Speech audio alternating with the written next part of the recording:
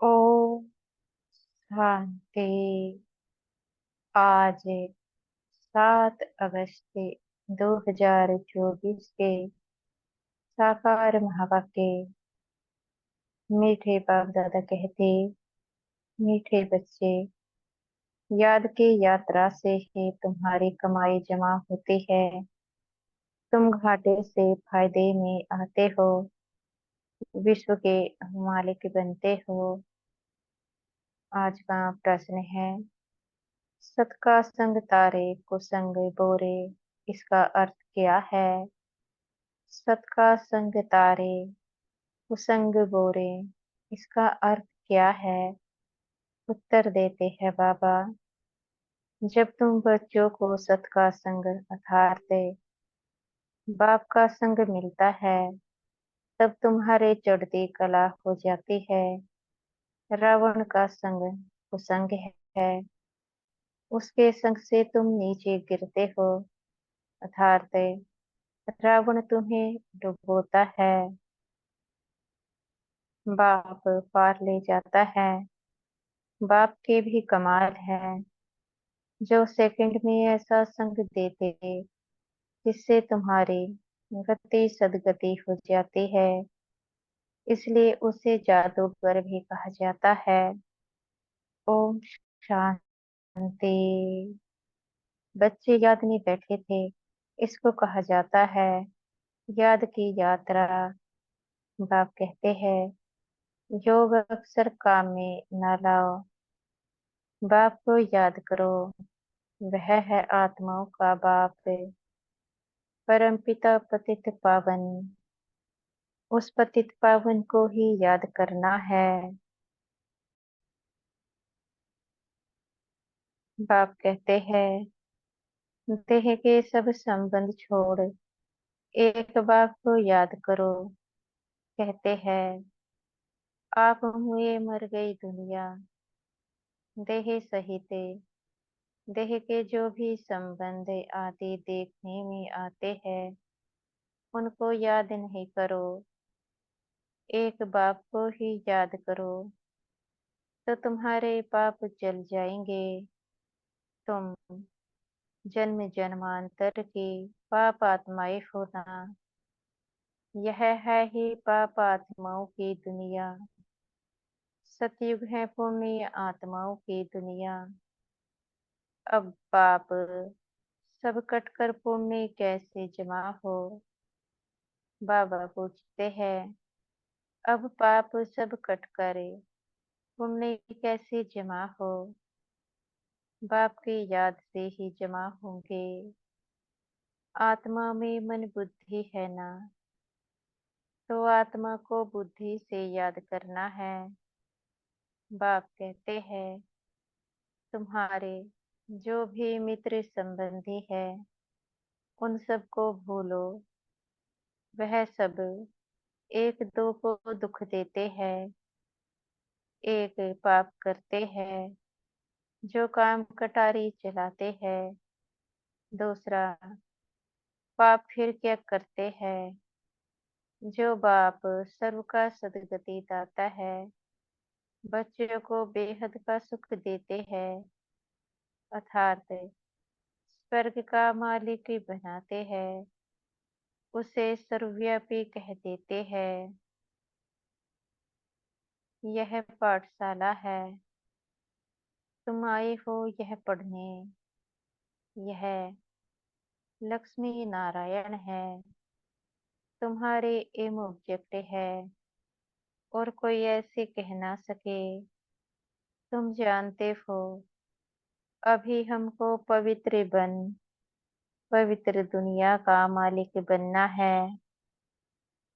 हम हे विश्व के मालिक थे, पूरे 5000 वर्ष हुए। देवी देवता विश्व के मालिक है ना, कितना ऊंच पद है। जरूर यह बाप ही बनाएंगे। बाप को ही परमात्मा कहते हैं, उनका असल नाम है शिव। फिर बहुत नाम रख दिए हैं, जैसे बॉम्बे में बबूलनाथ का मंदिर है, अर्थात कांटों के जंगल को फूलों का बगीचा बनाने वाला है। नहीं तो उनका असली नाम एक ही शिव है। इनमें प्रवेश करते हैं तो भी नाम शिव ही है। तुमको इन ब्रह्मा को याद नहीं करना है, यह तो देहधारी है। तुमको याद करना है विदेही को। तुम्हारी आत्मा पतित बनी है, उनको पावन बनाना है। कहते भी है महान आत्मा, पापात्मा। महान परमात्मा नहीं कहते हैं अपने को। परमात्मा व ईश्वर भी कोई कह न सके। कहते भी है महात्मा, पवित्र आत्मा। सन्यासी सन्यास करते हैं इसलिए पवित्र आत्मा है। बाप ने समझाया है वह भी सभी पुनर्जन्म लेते हैं। देहधारियों को पुनर्जन्म जरूर लेना पड़ता है। विकार से जन्म ले, फिर जब बड़े बालिक बन जाते हैं तो संन्यास कर लेते हैं। देवताएं तो ऐसे नहीं करते, वह तो एवर पवित्र है। बाप अभी तुमको आसुर आसुरी से दैवी बनाते हैं। बाप अभी तुमको आसुरी से दैवी बनाते हैं। दैवी गुण धारण करने से दैवी संप्रदाय बनेंगे।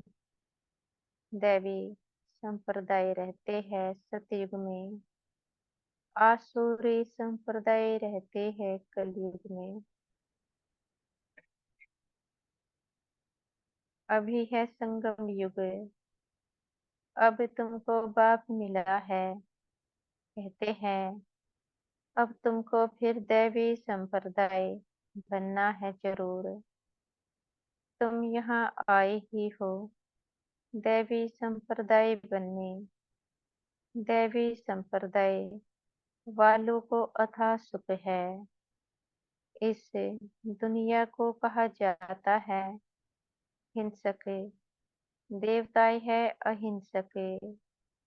बाप कहते हैं मीठे मीठे रूहानी बच्चों, बाप को याद करो। तुम्हारे जो गुरु लोग हैं वह भी सब देहधारी है। अभी तुम आत्माओं को परमात्मा बाप को याद करना है। सुख तब मिलेगा जब तुम पुण्य आत्मा बनेंगे। 84 जन्मों के बाद ही तुम पाप आत्मा बन जाते हो। अभी तुम पुण्य जमा करते हो योग बल से, पापों को खत्म करते हो। इस याद की यात्रा से ही तुम विश्व के मालिक बनते हो। तुम विश्व के मालिक थे तो सही ना, वह फिर कहाँ गए यह भी बाप ही बताते हैं। तुमने 84 जन्म लिए, सूर्यवंशी चंद्रवंशी बने।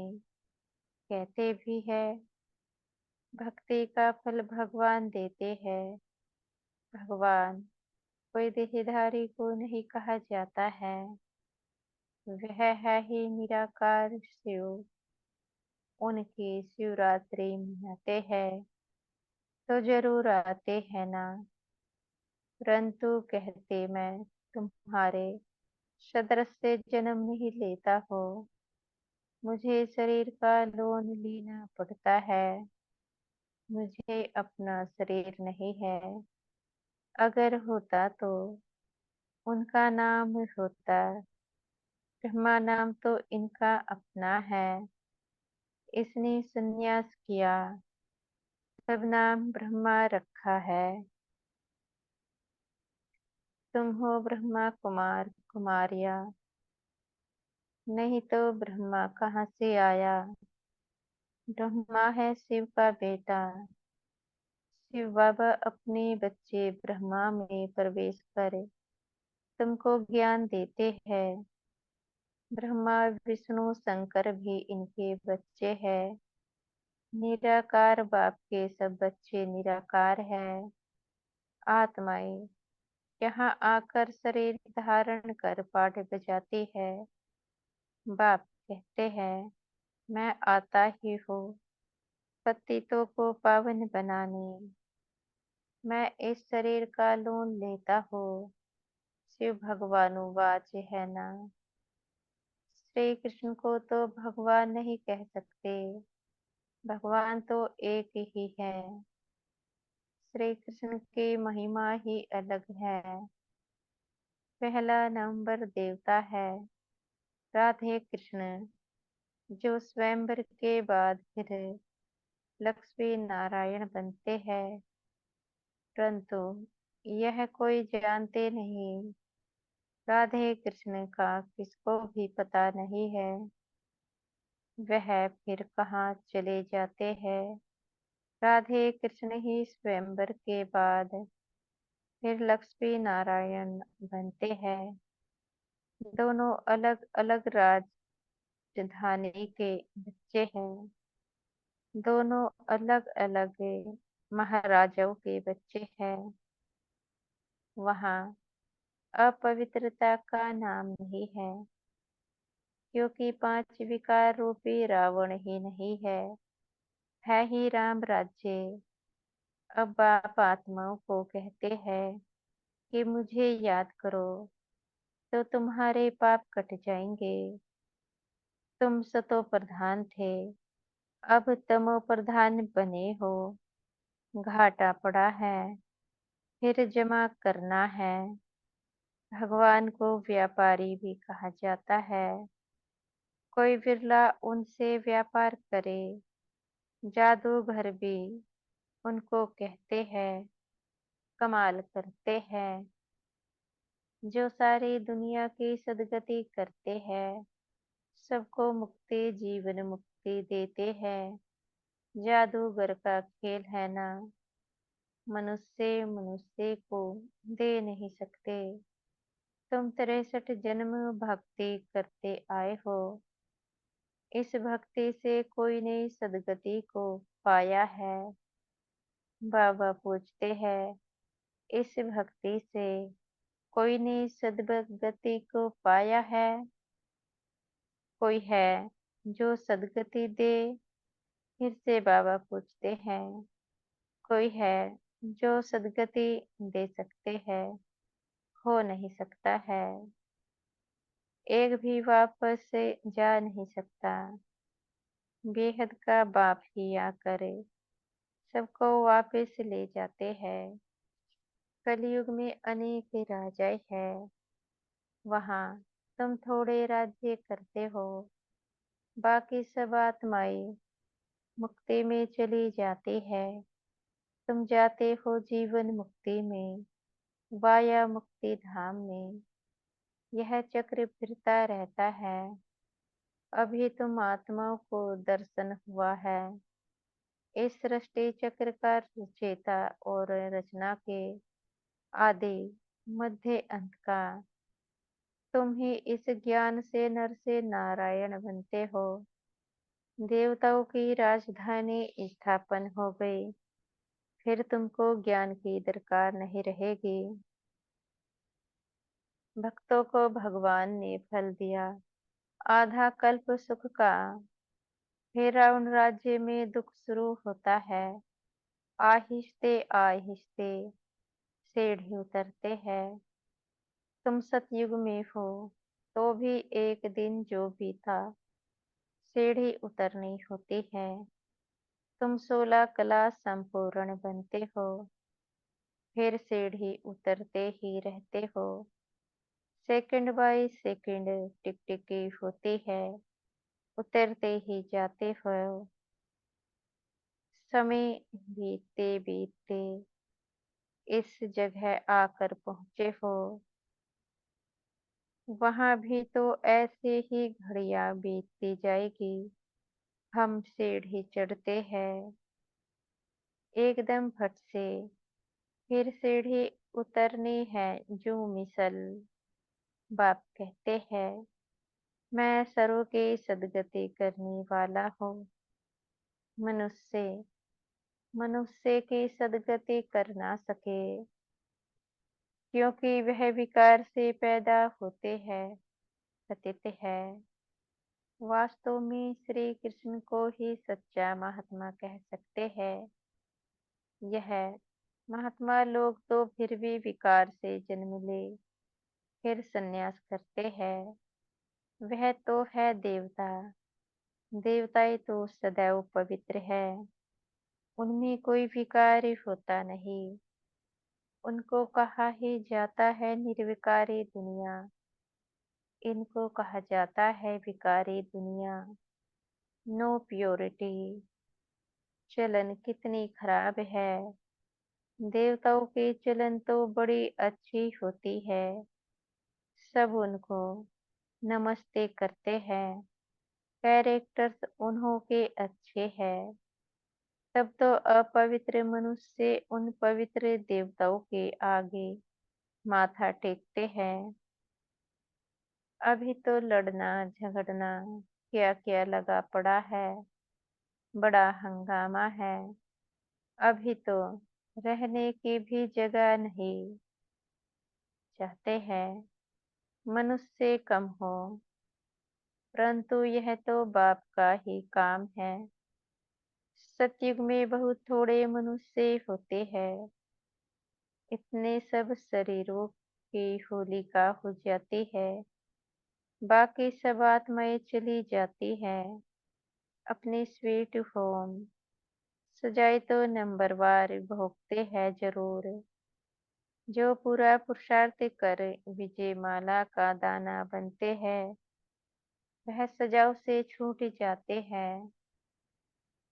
माला एक की तो नहीं होती, जिसने उन्हों को ऐसा बनाया। वह है फूल, फिर है मेरू, प्रवृत्ति मार्गे है ना।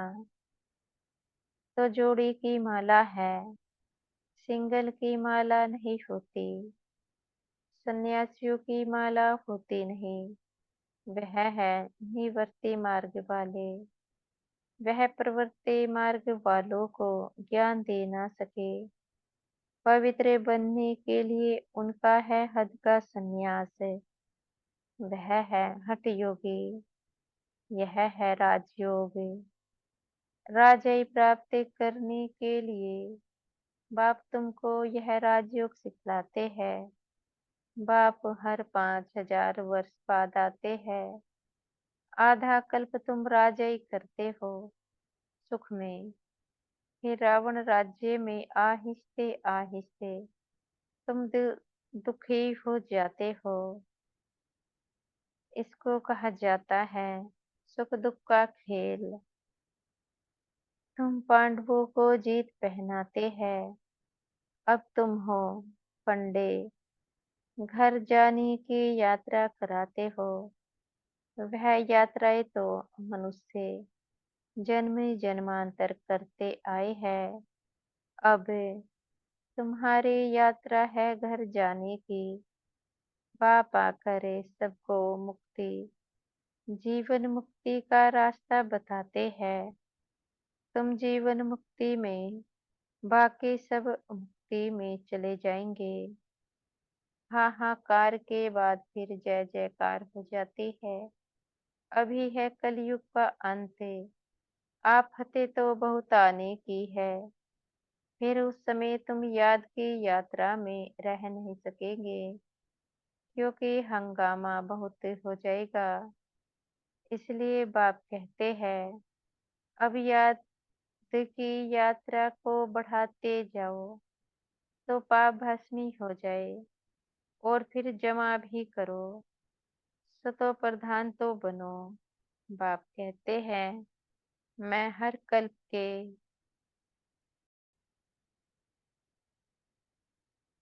पुरुषोत्तम संगम युग पर आता हूँ।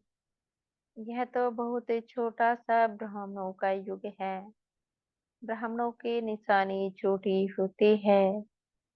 ब्राह्मण देवता क्षत्रिय वैश्य शूद्र, यह चक्र फिरता ही रहता है। ब्राह्मणों का बहुत छोटा कुल होता है। इस छोटे से युग में बाप आकर तुमको पढ़ाते हैं। तुम बच्चे भी हो तो स्टूडेंट भी हो, फॉलोवर्स भी हो, एक के ही हैं। ऐसा कोई मनुष्य होता नहीं जो बाप भी हो, शिक्षा देने वाला टीचर भी हो, सृष्टि के आदि मध्य अंत का ज्ञान देता हो, फिर साथ में भी ले जाए। ऐसा कोई मनुष्य हो ना सके। यह बातें अभी तुम समझते हो। सतयुग में भी पहले पहले बहुत छोटा झाड़ होता है। बाकी सब शांति धाम में चले जाएंगे। बाप को कहा जाता है सर्व का सदगति दाता। बाप को बुलाते हैं, हे पतित पावन बाबा आओ। दूसरे तरफ फिर कहते हैं, परमात्मा कुत्ते बिल्ली पत्थर ठिक्कर सब में है। बेहद के बाप का अपकार करते हैं।